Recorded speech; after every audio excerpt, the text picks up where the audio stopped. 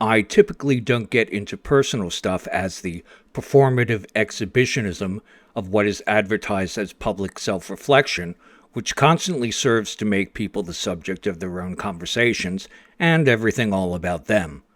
In which case, regardless of what happens and where, they are most affected. I assume that happens a lot to people who think they are the warm center of the universe. Besides, my presentation doesn't really lend itself to that, my not being a proper personality and instead being a disembodied voice embodied in one of my silly photo montages of dubious provenance. The real path to glory on YouTube is to be an on-camera presenter, but to do that, I would assume, you have to be somewhat presentable. At least that allows me to avoid the Tourette's-like appearance of Gen Z editing. I don't think it was an accident that, subconsciously anyway, my avatar bears some similarity to a Native American fetish mask or kachina. Sometimes putting on a face to meet the faces that we meet, as T.S. Eliot put it, is one of the better ways to have an honest conversation. There's a difference between talking about yourself as an act of pure narcissism and adding your voice when a lot of people are going through the same thing, as much as we can say that's the case. The time when this drops may be appropriate.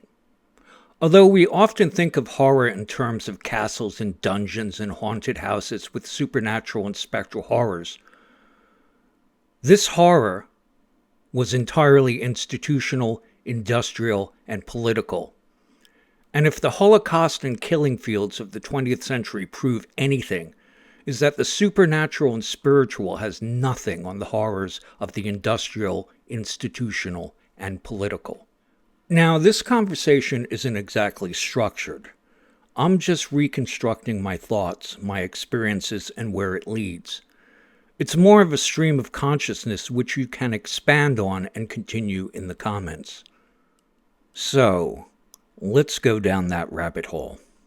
Judging by your comments, there are enough people going through this same thing, or at least witnessed what we are talking about. And I'm convinced that the legacy of fear, paranoia, righteous ostracism, deconditioning, and depression of the past couple years is something that we, as a society, have done almost nothing to recognize, let alone come to terms with. We are, as the people who talk like this say, in denial. It should tell you a lot about how we deal with these issues that I'm going to have to use a lot of algorithm-dodging euphemisms and cutesy phrasing to even have this conversation. I have to talk about the coof and the pedemic and the vax, and generally follow Jeremy from the Quartering's expertise in dodging the big boot of censorship. And I've done it right back, editing out YouTube's annoying interpolations of trusted sources into conversations where they are simply trying to talk over credentialed experts.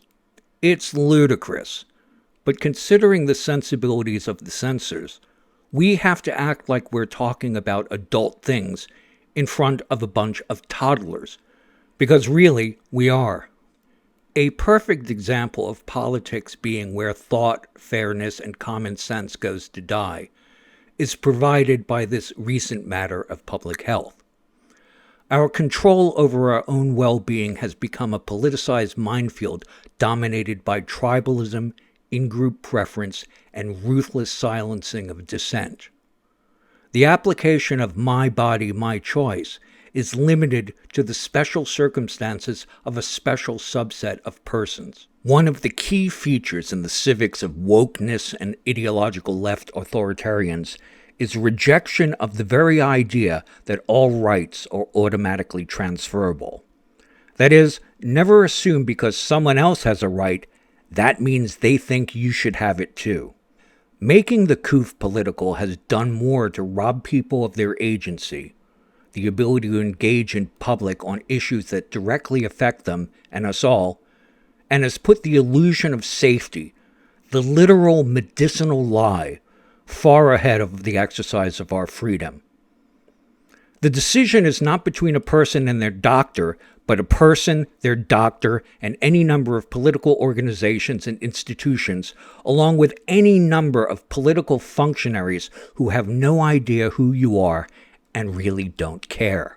I will admit there's a certain amount of confirmation bias in this, but I note all the people who have been damaged by the pandemic response.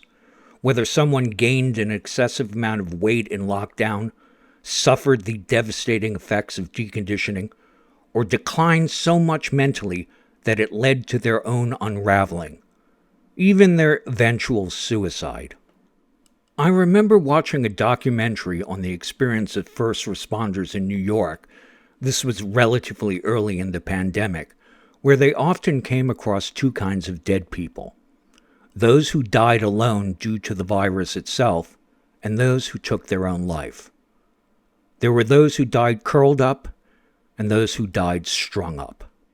In the horror and hysteria of that time, with people's ability to cope overwhelmed, those seemed like their only two choices.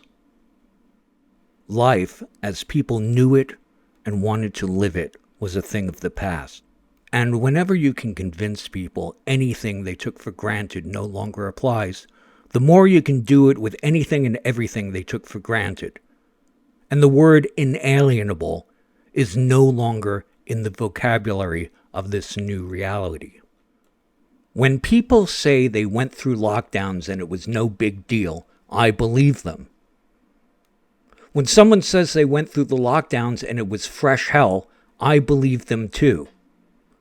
What I don't believe is in the sincerity of someone who claims someone having a bad time in lockdowns was invariably due to their own moral failings and character flaws. I wouldn't say everyone's experience was equal, even if they are equally valid. Lockdowns and the resulting isolation would be a very different thing if you lived on a farm with your extended family versus living alone in a one-bedroom apartment where you don't even know the person living across the hall. The world seems to be full of these bulletproof people for whom nothing is a problem, according to them, and whose indomitable will allows them to skate through any adversity, so they say, and who will never drown because they are constantly keeping their heads above water by pushing other people's heads under the surface. I presume so many people are immune to adversity solely because they've never really faced any of it in its most raw, visceral form. It's like someone thinking you're fighting a grizzly bear to the death should be no big deal because they once chased off a raccoon. I'm sure there were people whose experience of the Titanic sinking was a little bump and shudder, followed by a ride on a lifeboat which, save for a little nip in the air, was no big deal. It's like when I look back on my past. When I thought things were bad, I had no idea what I was talking about. What I thought were low points, real obstacles, I would gladly trade for what I am dealing with today. The significance of many people gaining weight, getting out of shape, and experiencing deconditioning and all its related syndromes is because it indicates not people letting themselves go. Many people, myself included, maintain themselves not through diet and exercise as independent elements, but as part of an entire lifestyle. Being forced to be sedentary is not only confinement, but even a form of bondage. The significance is in how people's core lifestyle was disrupted. We didn't go so far as to weld people into their apartment buildings and leave them to starve, but some of the more enthusiastic lockdown cities did everything but. In Australia, not only were people confined in quarantine camps, but some people were arrested for straying too far from their homes without what the authorities considered to be good reason. But for people dealing with the effects of forced isolation, of deconditioning, with shortness of breath, problems with balance, loss of motor control, cardiac complexes, fatigue, and a whole cascade of negative effects. The lockdowns were arguably as bad, even worse, than the reason they were in lockdown in the first place. I note the appearance of phenomena unsure of its significance, such as 17,000 excess deaths of young people above the level that would be expected statistically, as reported by Dr. John Campbell.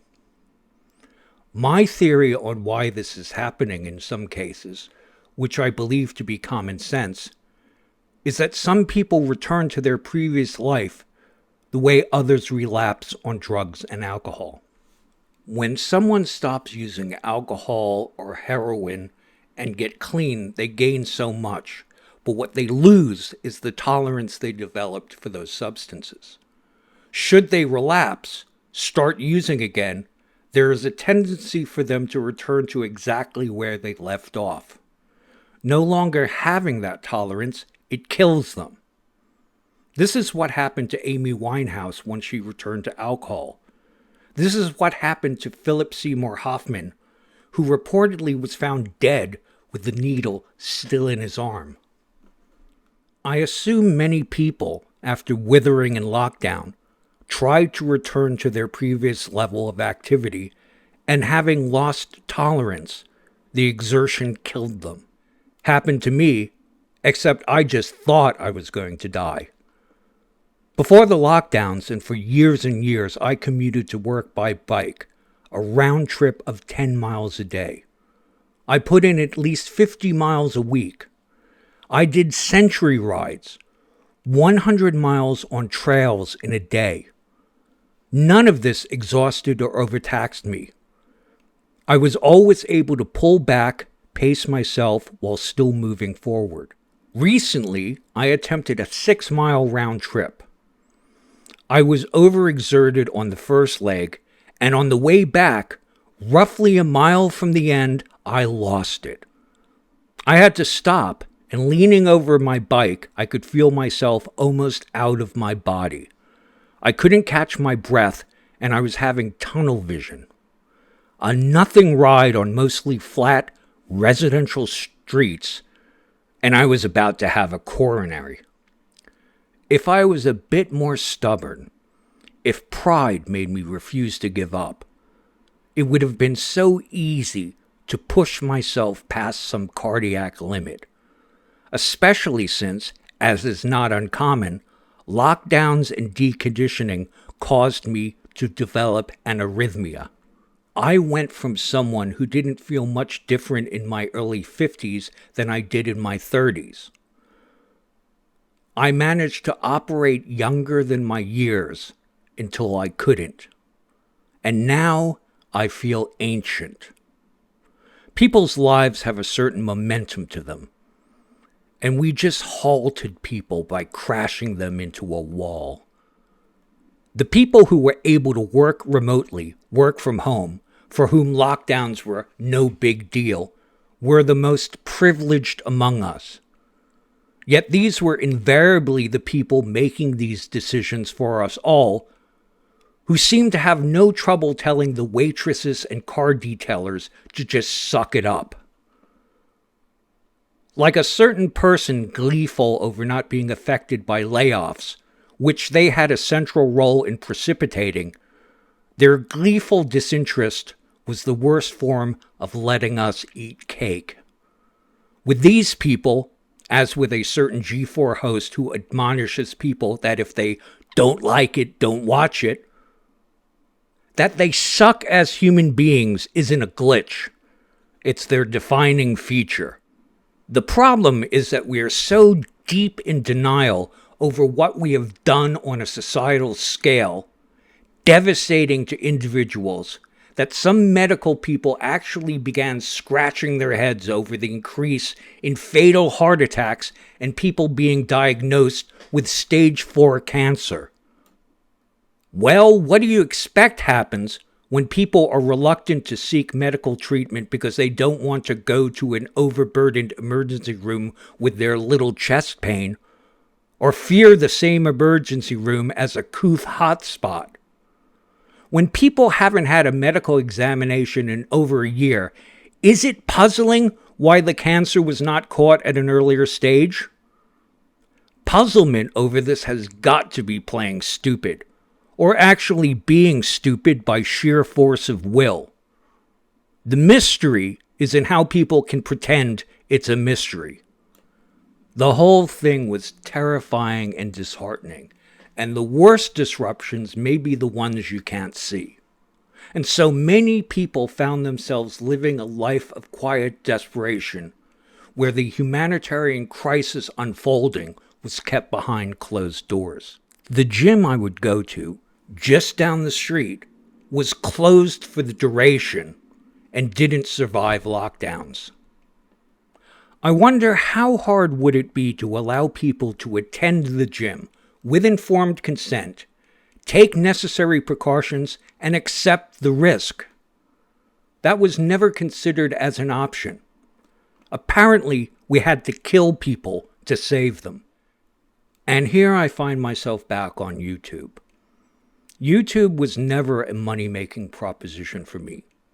My videos were never monetized, or at least I never got any of it, because my use of a 5-second sample of Last Kind Word Blues performed by Geeshie Wiley, which was 83 years old when I started using, and would be in the public domain were it published before 1925 instead of in 1930, and probably fair use regardless, was jumped on by a copyright squatter. I even contacted the outfit and offered to pay royalties, which they refused. They already had a better offer because YouTube, in their wisdom, thought the only fair thing to do was give them all revenue for the entirety of my content. I will admit that returning to YouTube was a kind of desperate mercenary act, not so much devoid of ethics as concerned with the immediate needs of survival. I had fallen so far and so fast that I even surprised myself with the almost involuntary convulsions of self-preservation. One of the questions you are constantly asked when you descend into the social and behavioral health systems is whether you present a danger to yourself or others. I assume many people who are asked this simply lie. It doesn't seem to be the sort of question anyone given to offing themselves or taking it out on others is going to answer honestly. I did, only because I've never been the sort of person to lash out that way, and find the real prospect of committing violence on others to be too horrible to think about. Although I follow true crime, I find many of the crimes to be inexplicable. I can't imagine how the Uvalde shooter could lash out and shoot children, little kids, without literally being crushed by the weight of the act into a singularity. The only answer is that these people were already dead. Sometimes the people doing evaluations phrase the question differently and ask if your thoughts are of dying. And that they are. Not so much the thought of killing oneself. It's more of not putting up much of a fight when death inevitably seeks you out. Like someone who has suffered through a long terminal illness who decides to end their suffering by not seeking further treatment. It seems to be just a constructive form of giving up. A do not resuscitate notice as a suicide note. But strangely, I found when taking these histories, the pandemic and the resulting lockdowns are never mentioned, as if it never happened or its effects were inconsequential. So let's follow this up and talk about the big elephant in the room, which is depression. I consider us existing in a depressed post-trauma society.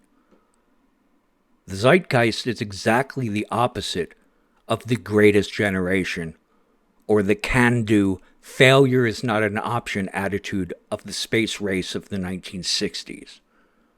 I'm old enough that some of my earliest memories are of some Apollo mission or another, and I can feel what it was like for people to gather around, even stand around, a television, sharing in communal pride in one of the greatest achievements in human history. In our time, we became defined by what we couldn't do, what we couldn't say, even that which we dare not think. That's the opposite of mastery, of a shared sense of mutual competence. Now, academia, politics, and big tech is all about beating down those who may think too much, know too much, and say any of it aloud. You are obligated to be, by definition, mediocre. Any leadership that wants that of people, demands it of them, does so only because they must be far too puerile and incompetent to survive otherwise. Horrible as it may be to realize, people in power not only don't have our best interests at heart, but they are by no means better people than we are by any measure save the rewards of avarice, and mercilessly punish anyone who shows them up. I don't find political institutions, including the CDC and WHO, to be malicious simply because they were blindsided by a health crisis not seen in the last 100 years and behaved in a way that was essentially incompetent. I find them malicious for being incompetent and silencing anyone who pointed it out to them. Even worse, they aided those who tried to parlay the chaos they created into political advantage. The list of things dismissed as just crazy and conspiratorial, a word thrown around with pejorative abandon like misinformation, that eventually turned out to be true and self-evident, is so long that their only possible response is to do the only thing they know how to do, which is doubling down on suppression of dissent until they can monologue at us. Right now, we as a people are united only in having the same negative experience.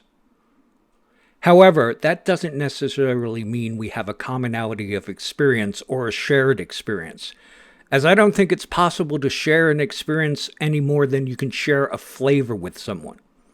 We can describe, we can explain through exposition, but the experience remains ours and ours alone, regardless of how many points of agreement we may have. A lot depends on what you bring into it, and I didn't go into lockdowns in the best frame of mind. After 8 months of being bullied, blindsided, and gaslit at the U.S. Department of Commerce, after 22 years getting along with everyone, doing the job, and even receiving accolades, I was both severely anxious and depressed. And then I realized the same kind of lying, disingenuous placeholder human beings who cost me my career, who compose the bureaucracy, which you can consider to be the permanent government regardless of who you elect, were navigating us through this crisis by throwing people overboard and foundering the ship against the rocks. Being deeply familiar with that kind of unaccountable, self-aggrandizing, mindless and soulless functionary can be crazy-making. When I looked at the smug, I got mine face of Dr. Fauci and the rest, I saw these as cretins who didn't give a great goddamn what happened to people as long as they kept their office, their paychecks, and their meaningless titles like customer satisfaction manager and their Bush League status. Ever wonder what kind of person could herd a cattle car full of children into a concrete bunker with false shower heads and real vents for dropping a little Prussian blue powder, and yet be more concerned about where they were having lunch? Those kinds of people. Amazing the sort of things people will get up to when you give them a little title and let them wear business casual. I have lots of stories about people in the government who treated not giving a shit and throwing others under the bus as policy. And the extent to which people will commit atrocities is largely a measure of how much unaccountable power they have. The very thought is disheartening and depressing. And when you begin dealing with depression, the most depressing thing is dealing with the people who are supposedly helping you deal with your depression. They aren't bad people. They're just mundane and lacking in any real insight. That, and they think all problems require a chemical solution. If they had a flat tire, they'd look for a pill to fix it. Now, this is purely anecdotal, but I am fairly sure putting more low-fat, low-sugar, probiotic yogurt in my diet has done far more for my gastritis than all the proton pump inhibitors that I was prescribed. Once again, throwing pills at you may be lucrative, an economy in its own right, but it hardly seems to be a solution. It's positively maddening, irony noted, to be treated as though your depression is just a matter of your brain chemistry needing to be tweaked, rather than a byproduct, a natural response to the situation you are in. That's because dealing with your situation is messy, and nothing can be simpler than just throwing pills at you. You end up feeling like one of those rhesus monkeys in the pit of despair experiment, clinging to cold chicken wire, and the only thing anyone can think to do is try to clip jumper cables to either side of your head. Whenever anyone in a clinical setting asks how any antidepressant worked for me, I say, it didn't. It did exactly nothing. I have found that's the kind of answer they tend not to write down. Not only because they don't want to know that not only does the medication not work, but it doesn't even address the problem. Realize that most treatments in the history of the mental health industry had less to do with making people functional and more to do with making them manageable. Asylums use restraints like straitjackets for compliance and manageability. The most overused procedure in the mental health field of the 20th century became the lobotomy, which robbed people of skills and memory, sometimes even their identities, and that was only replaced by psychiatric drugs like Thorazine that acted as a chemical lobotomy. Not because they helped people, but reducing people to sitting in the corner and drooling made them manageable so the staff could figure out what they were having for lunch. You always have to ask yourself when looking at any procedure, any public health policy, is whether the intent is to actually help people and everything that entails, or whether the intent is to placate people, simply make them manageable, even if you have to scramble their brains in the process. And making people placated and manageable may be just a way to maintain the status quo. I think COOF policy would have to have had been very different if people recognized and were allowed to express how truly incompetent and self-serving people making the decisions were. One path to depression, and the helplessness at the core of it, is recognition that the rules you are forced to operate under are mostly arbitrary, often counterfactual, and in practice, as is the practice of social media ruled by tech giants who demand that only their approved voices get to monologue on you, outright malicious. Like the end of Orwell's 1984, they don't care if you die. Hell, they'll even kill you, provided your last thoughts are right thinking and you love Big Brother.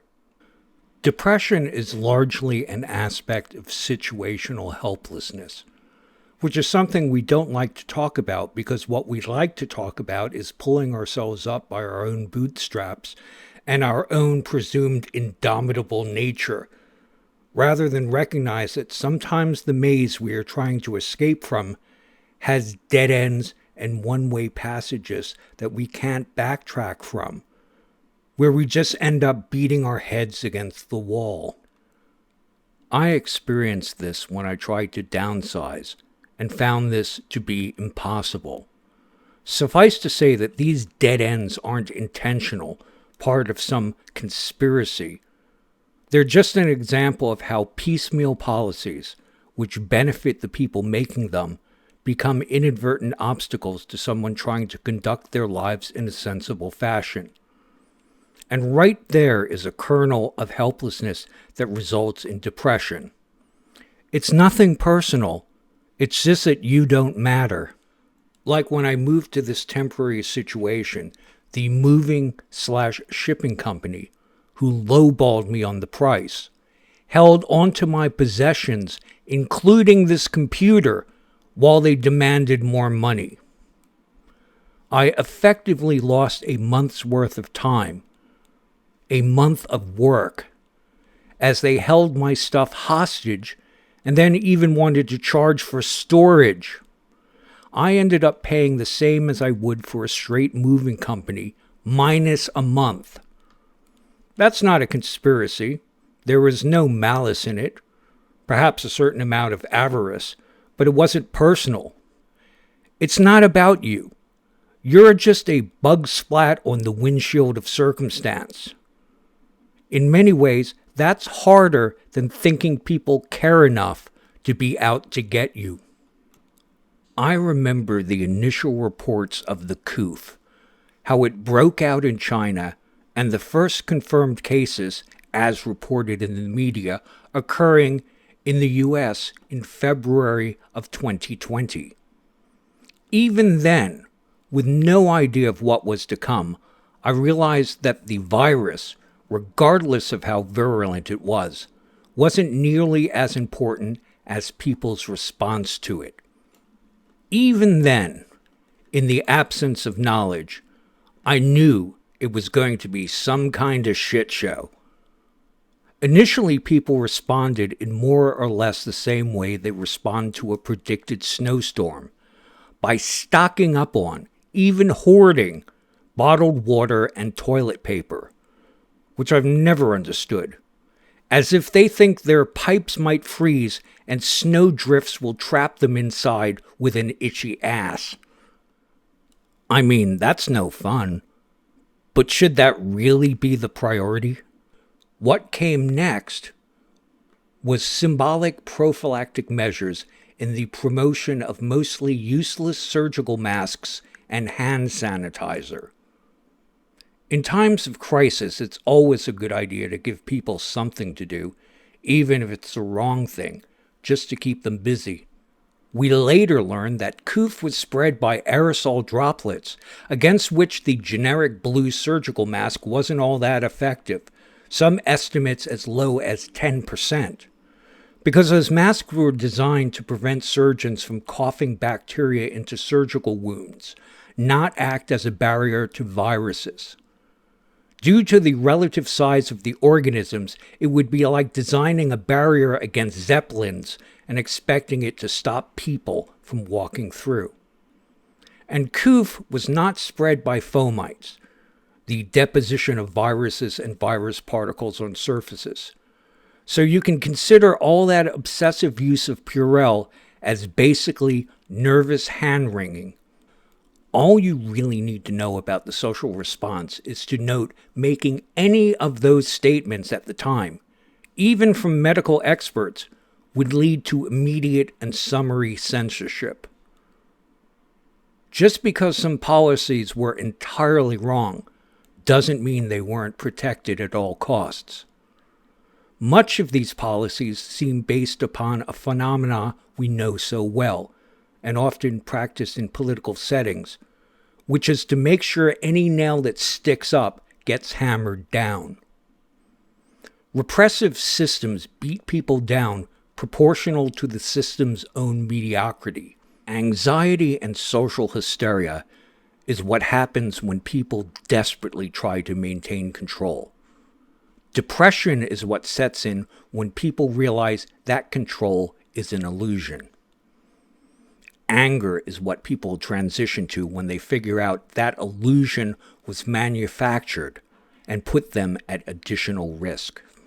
How many people died because the blue surgical masks, those ridiculous, not fit for purpose distractions that slipped under their noses or rode up into their eyes and tented at the corners, that they treated like a fetish talisman to ward off evil spirits, was in fact 90% worthless, regardless of the intent of the response. In practice, it turned into a widespread, far-reaching social experiment in paranoia and isolation that would be in complete violation of any research ethics had it been intentional. That is, we did to each other something we would never do to a troop of rhesus monkeys. I find it difficult to actually construct a narrative of what being in lockdown was like, because so little of it was linear. So much of it is almost abstract, a series of impressions rather than events, where days spilled over into each other. So much so that although I was often aware of the month we were in, I often and easily lost track of the actual date. Events seemed to follow one another when they could have been separated by a month or more. I remember during the righteously brutal, bluer than blue state Northern Virginia lockdowns, only traveling outside to visit one doctor or another, and looking out the cab window at the sequential carnage of retail strip malls, shop window after shop window closed up or in the process of going out of business. When I saw that these were people's businesses, their lives, things that they put blood and sweat and treasure into, it made me wonder what chance I had. When you reach the point where you have nothing to lose, when you finally do go down, will you even leave any floating debris or an oil slick? Of course, that's not something that you think exactly. It's more something you feel. We have gotten far too used to people being destroyed for paltry, even illusory political and social gain. Almost to the point where things are considered valuable not in themselves, not in any benefit they might bring, but in how many people got fed feet first into the wood chipper for them. That's the values of homicidal terrorists, where the seriousness of their goals is measurable in how many innocents they are willing to blow up for them. These manifestos are written in blood. Otherwise, people might recognize their aims as pointless. Depression, which is what follows, is the sense that not only are things difficult, they're also pointless. It's just so much pain for nothing, which is why this line of thinking leads people to off themselves, to accept the nothingness and reject the pain. If I had to visualize depression, or at least the way it works, I would equate it to being like the Tin Woodsman, except you don't wear the funnel upside down like a hat. You wear it stuck in your head. Every now and then some thought, some regret, some recognition of some mistake you made, something you would do differently if you knew then what you know now, which is impossible, in varying degrees of severity, sluices through your head like some bitter, cold liquid, trickles down to your heart, and is absorbed into your bones. The feeling is almost the opposite of being out of your own body. Instead, whatever is the core of you is a fleck cemented deep in a body, in a situation, in a dilemma, isolated and alone, unable to get your bearings or even figure out how you ended up there. And figuring out how you got there dominates your thoughts, even more than how you're going to get out of it. And so I did the equivalent of firing a flare in the darkness, of spelling out SOS with rocks and palm fronds on the beach of a desert island. I will leave that metaphor at that and not talk euphemistically of the need for airdrop supplies and rescue missions. What's really going on at the root of my dilemma is that I needed some sort of income, and I would prefer it be through services rendered. In this case, I'm not getting charity. I'm just making other people, my patrons, my employers. Hopefully without the micromanaging and capricious incompetence that I grew used to in the federal government. So much of this just comes right down to money. What you are able to generate to keep yourself alive. Right now, my immediate goal is making at least $800 a month through Patreon, as that is the bare minimum for me to make subsidized rent. Which is, of course, ridiculous. A ridiculousness I've come to know so well. I remember back in the mid-90s paying $500 a month for a house in Arizona. A house. Before the coup descended and the lockdowns began, I was forced to put my exorbitant Arlington rent on my credit card, and I'm still paying that off. I tried to downsize. Not only were monthly rents for a studio or utility apartment in the $1,200 to $1,500 range, but places where I had previously rented with just a deposit now wouldn't even show me a place without a pay stub.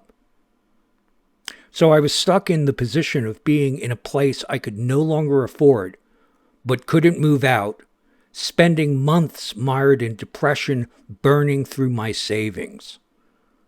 The feeling of being helpless in the face of destruction was excruciating. Remember, $800 a month is not something available to the average working poor. That's bottom of the barrel. Probably dangerous, shithole subsidized rent. And that's what I now aspire to. Speaking of policies and solutions, think about the effect that must have on the rest of the economy. When people are just making enough not to be out on the street, they aren't putting money into other businesses. A reasonable cost of living is the greatest kind of economic stimulus.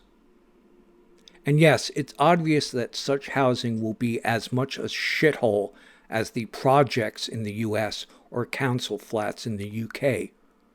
But it will be arguably less shitty than the literal cesspool of Portland's shit-smeared, syringe-strewn tent cities, where you will have to kill someone and partially eat them to get a ticket.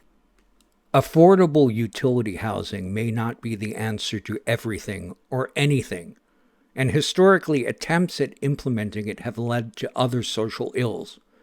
But it tells you a lot about the practice of activism, that you can get more people to glue themselves to art and car museums, demanding that everyone stop using petroleum and decarbonize, whatever that is, instead of seeking to do something practical and benefit those who are already vulnerable.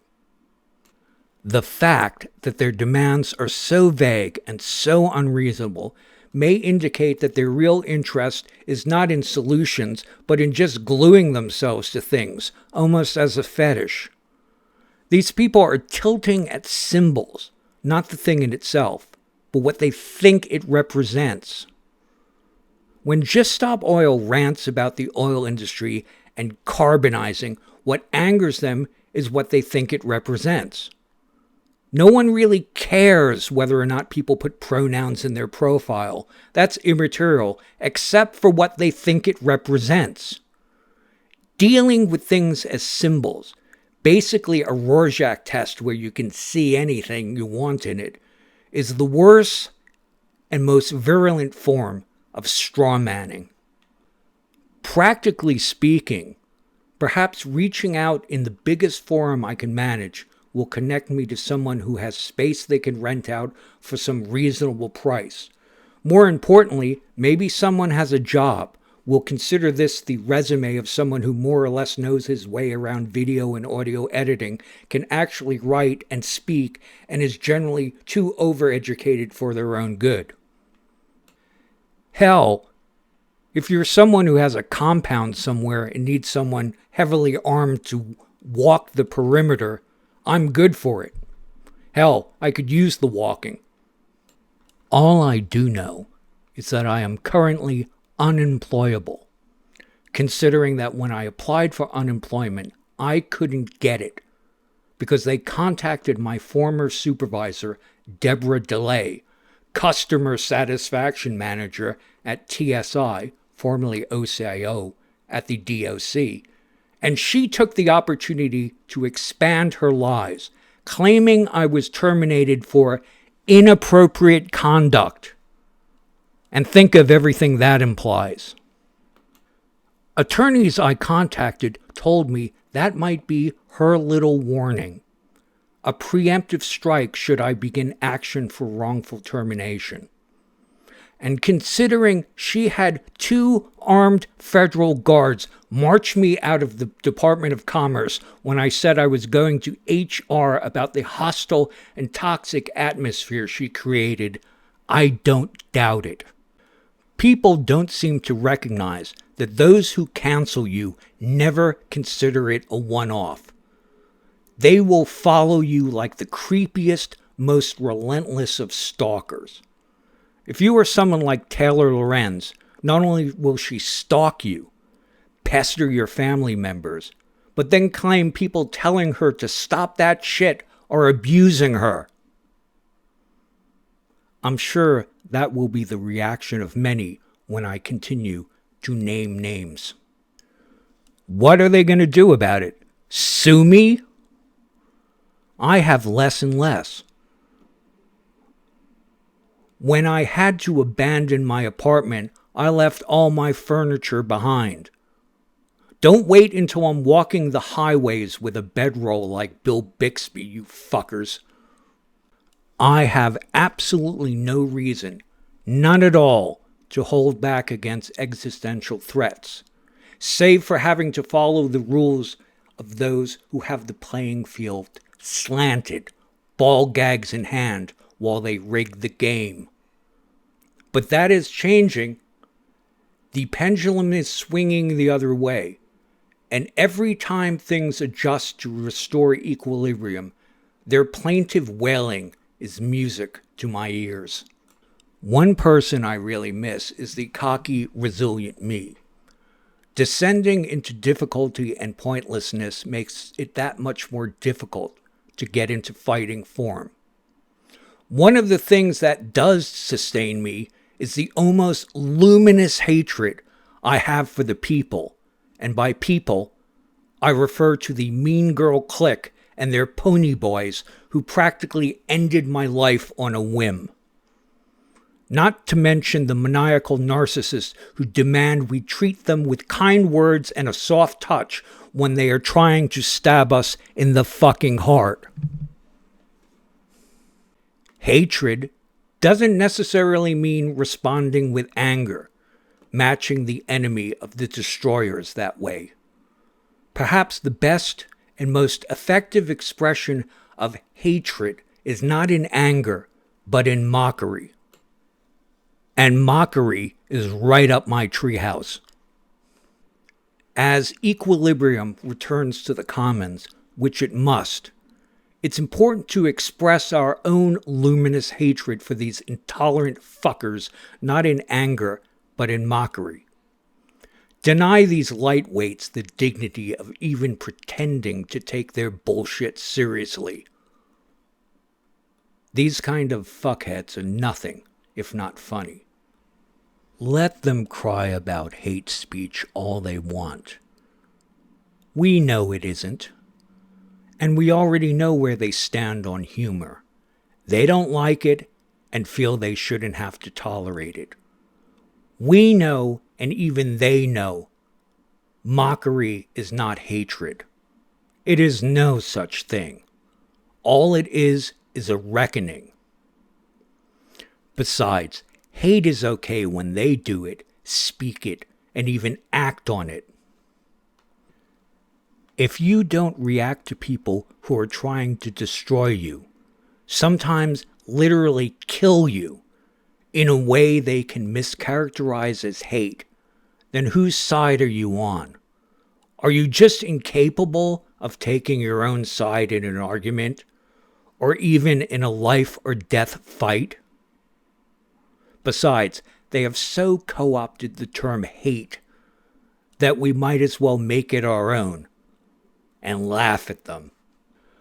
The point is, ladies and gentlemen, what they call hate, for lack of a better word, is good. Hate is right. Hate works. Hate clarifies, cuts through, and captures the essence of the survival instinct. Hate, in all its forms, has marked the upward surge of mankind. And hate, you mark my words, will not only save social media, but that other malfunctioning commons called the USA and the world at large. Thank you very much. And happy Halloween.